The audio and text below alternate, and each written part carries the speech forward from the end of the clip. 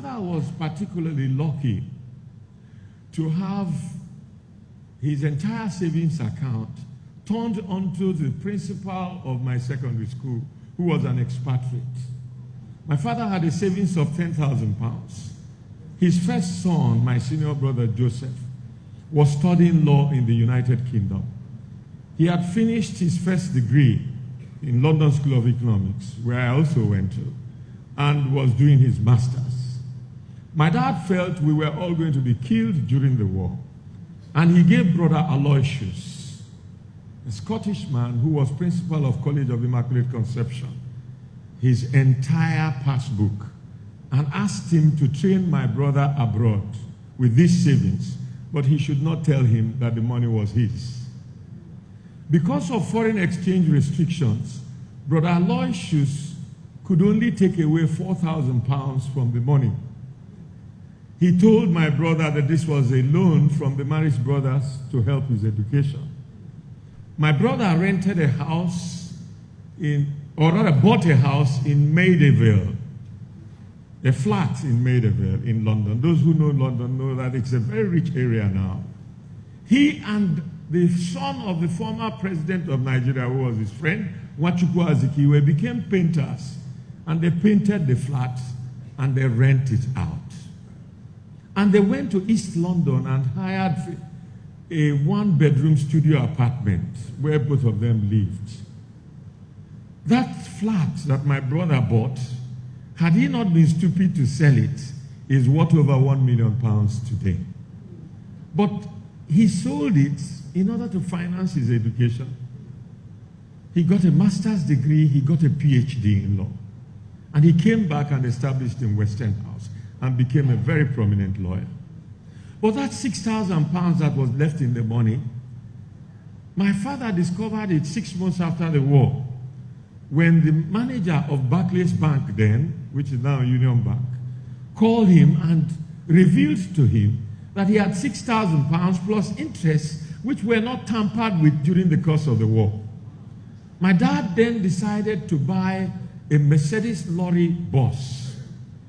That time in the southeast, all the vehicles that were there had been used during the war, and many had been cannibalized, and the few that survived were smoking or hardly in any good condition to traverse state territories. There was no farming throughout the war. And a lot of people who were compressed in few communities where the war did not reach, did not have enough food cultivated in those communities to sustain them. So all the food that were coming to the east were brought from the west and the north, principally from the north.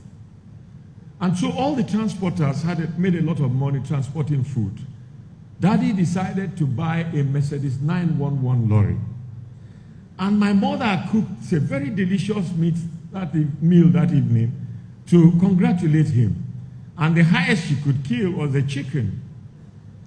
And she reserved the gizzard in our custom for my father and some of the precious parts. As they were clinking their glasses in the veranda, my mom was thanking my father for making this investment, because now she had 3 children who were either supposed to go to university or now due for university who couldn't go, including myself, my immediate senior who later became governor of my state, and my late sister who became a pharmacist.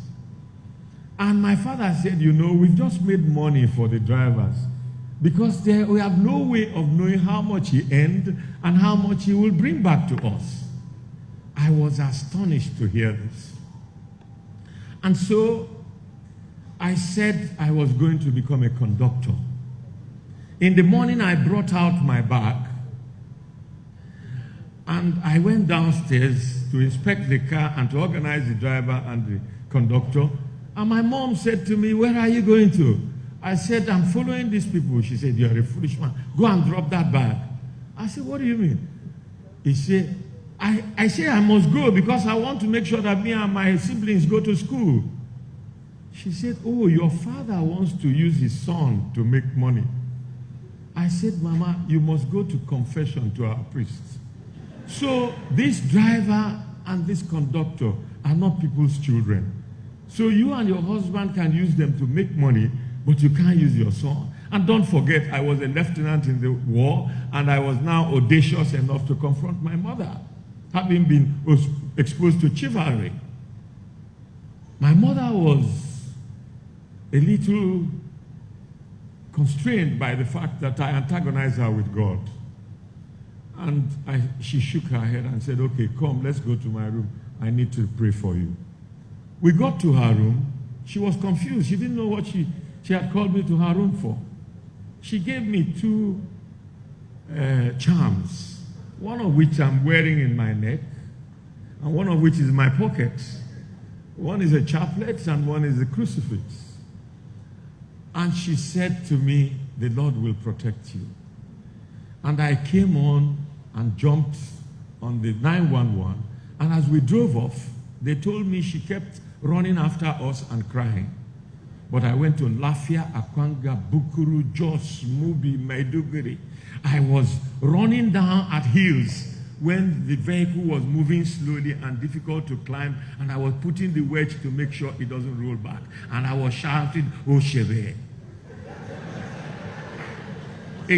My brother was in England, and when we wrote him letters that we were balancing 500 pounds every 2 weeks, he and one of his late friends, Felix Okoye, went to the Netherlands and bought a Volkswagen bus and sent it to us. I went back to Daddy and said, I want to also establish the revenue pattern in this Volkswagen bus.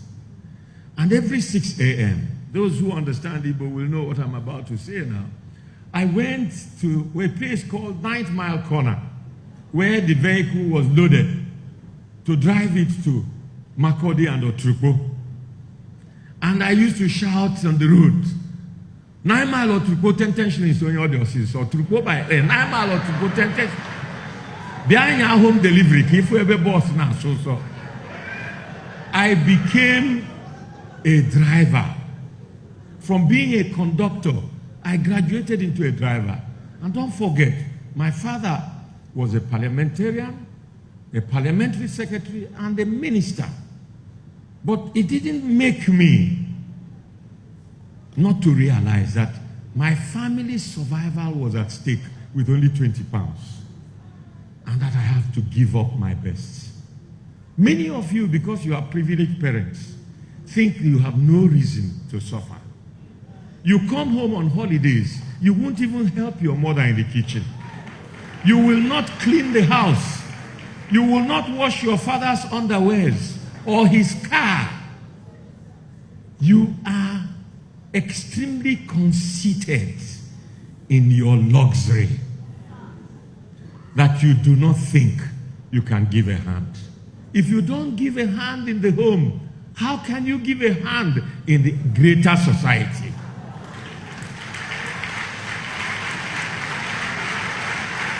The second thing I want to say to you is about public service.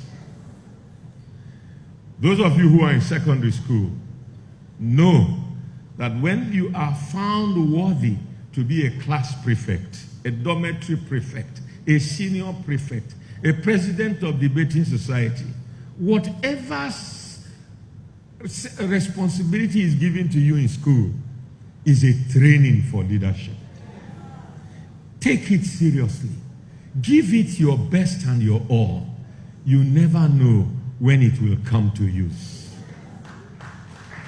Now, I went into politics at a very early age. I became special assistant to President of Nigeria at 28. I became minister at 31. I was not catapulted there. I fought like a man in the trench.